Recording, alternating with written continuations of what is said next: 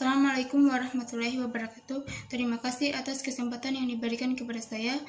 Perkenalkan, nama saya Nanang Ebreningsi, NIM A1A11939. Di sini saya akan membahas materi bab 2 tentang pendapatan nasional. Pengertian pendapatan nasional dan arus perputaran ekonomi.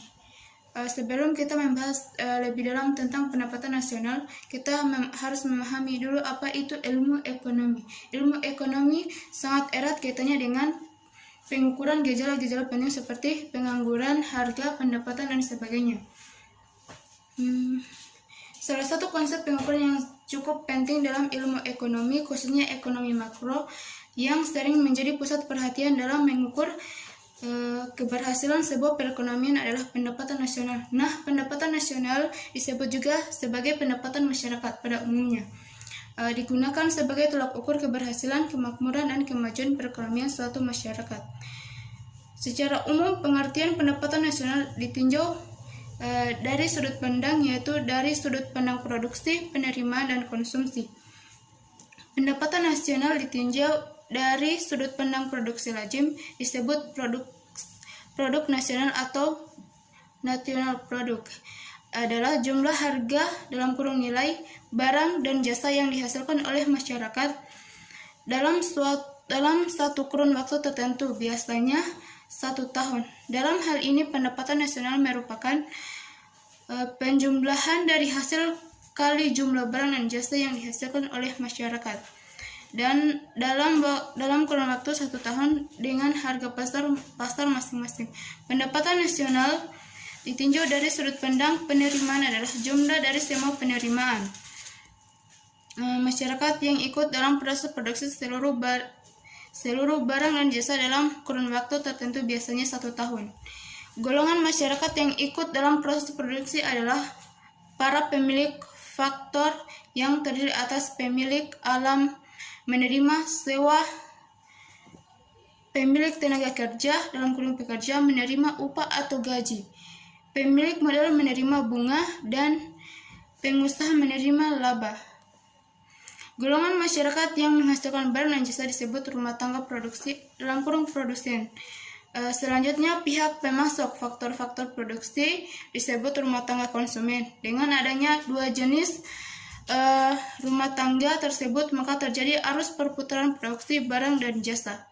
Dan arus perputaran upatan yang diterima rumah tangga konsumen disebut sebagai balas jasa terhadap penyerahan faktor-faktor produksi kepada rumah tangga produsen disebut pendapatan nasional.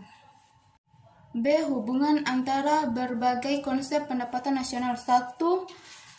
Gross National Product dalam kurung GNP dan Gross Domestic Product dalam kurung GDP. Selain produk nasional atau Gross National Product dalam kurung GNP dalam suatu perekonomian juga terdapat produksi domestik atau Gross Domestic Product dalam kurung GDP. Perbedaan antara keduanya terletak pada batas wilayah dalam menghasilkan barang dan jasa. Di dalam GNP yang diperhitungkan adalah seluruh nilai barang dan jasa yang benar-benar merupakan hak masyarakat yang tercatat sebagai warga negara dari suatu negara, sedangkan GDP yang diperhitungkan adalah seluruh nilai dalam kurung berdasarkan harga pasar yang berlaku dari barang dan jasa yang dihasilkan masyarakat yang tinggal di dalam suatu wilayah negara. Di dalam GPD masih terdapat dua unsur hak orang asing dalam kurung hasil penanaman modal dan asing, dan belum diperhitungkan hasil penanaman modal di luar negeri. Dengan demikian, GNP adalah nilai GDP ditambah dengan pendapatan neto terhadap luar negeri dan faktor produksi. 2. Pengukuran nilai pendapatan nasional. Pendapatan nasional dapat diukur dari 3 sudut pandang, yaitu 1. Pendapatan nasional nominal, 2. Pendapatan nasional real, 3. Pendapatan nasional psikis. A. Pendapatan nasional nominal adalah pendapatan nasional yang diukur dalam jumlah satuan uang. Jumlah satuan uang ini merupakan penjumlahan harga pasar dari seluruh produksi barang dan jasa yang dihasilkan oleh masyarakat atau jumlah uang yang diterima masyarakat. dalam kurung pemilik faktor-faktor produksi baik berupa sewa, upah, bunga, maupun laba. Nilai pendapatan nasional tersebut dihitung berdasarkan harga yang berlaku. Misalnya, bila dihitung adalah GNP nominal tahun 2012 menunjukkan nilai barang dan jasa berdasarkan harga yang berlaku tahun 2012. Bila GNP nominal tahun 2016, maka menunjukkan nilai barang dan jasa berdasarkan harga berlaku tahun 2016. Dua, pendapatan nasional real adalah pendapatan nasional yang diukur dari nilai tukar atau daya beli. Penentuan tinggi atau rendahnya pendapatan real adalah perkembangan tingkat harga yang tampak pada indeks harga. Bila tingkat harga naik lebih tinggi dari kenaikan pendapatan, maka pendapatan real menurun. Demikian sebaliknya, jika pendapatan nasional real dihitung berdasarkan harga tetap dalam kurung konstan, maka menghitung GNP real, maka GNP nominal harus dideflasikan dengan menggunakan indeks harga yaitu dengan rumus GNP real sama dengan GNP nominal per indeks harga kali 100. Bagian C, pendapatan nasional psikis adalah pendapatan nasional yang diukur dari segi kemanfaatan atau utilitas yang diperoleh atau dirasakan oleh masyarakat selama 1 tahun. Selain pengukuran pendapatan nasional sebagai dikemukakan di atas, pendapatan nasional dapat pula dibedakan menjadi pendapatan nasional potensial dan pendapatan nasional aktual.